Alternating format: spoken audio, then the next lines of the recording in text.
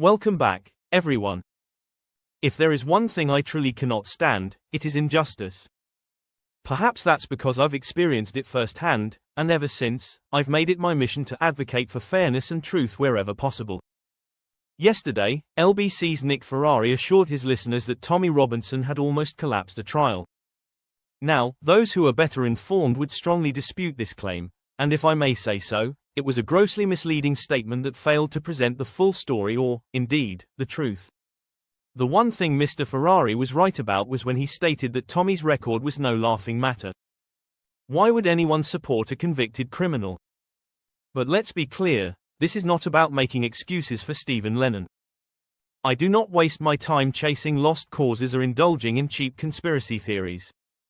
My purpose is to inform Mr. Ferrari, and everyone else, of the facts surrounding Mr. Lennon's prosecution, how and why it happened, and why any fair-minded person would do well to acknowledge the truth rather than blindly spreading a convenient narrative.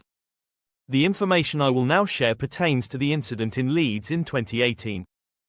It is entirely separate from the contempt case for which he is currently imprisoned, another situation that is, arguably, even more problematic. Here are the facts. Firstly, Tommy Robinson, Stephen Yaxley Lennon, whatever name you prefer, has never been charged with a hate crime.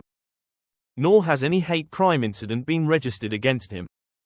If he had said or done anything genuinely hateful while exposing grooming gangs, we can be absolutely certain that he would have been prosecuted for it. Yet, back in 2018, the case Ferrari referenced saw Robinson swiftly imprisoned for 13 months. He was arrested, charged, and sentenced to jail, all within a mere 5 hours. Yes, 5 hours, which, to my knowledge, remains a British record. No jury, no proper legal advice, no meaningful legal representation. Does that raise any red flags for you, Mr. Ferrari? Initially, he was arrested for a breach of the peace, but when it became evident that no breach had occurred, the charge was swiftly changed to contempt of court. After spending several weeks in prison, an appeal followed, and the entire process was ruled, quoting directly, a completely flawed process.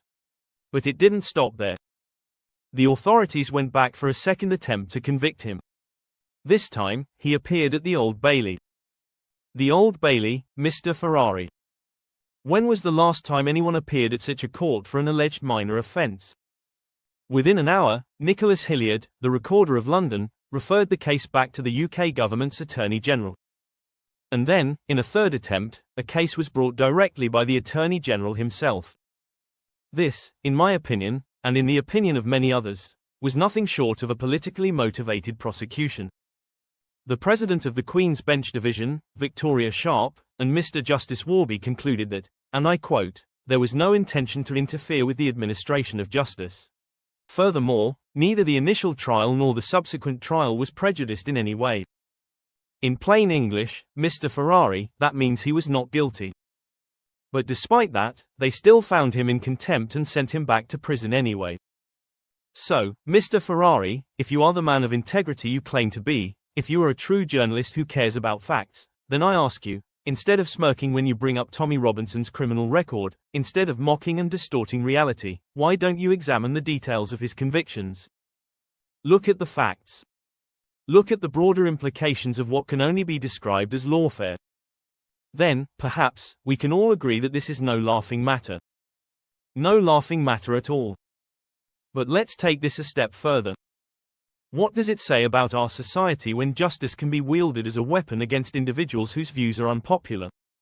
What does it say when a man can be convicted and imprisoned through processes that are later deemed flawed, yet the damage has already been done? Regardless of personal opinions about Tommy Robinson, this should concern everyone. If it can happen to him, it can happen to anyone. Justice is supposed to be blind, but in cases like this, it seems it is anything but.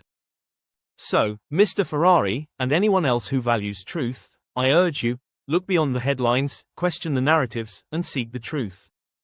Because in the end, that is what truly matters.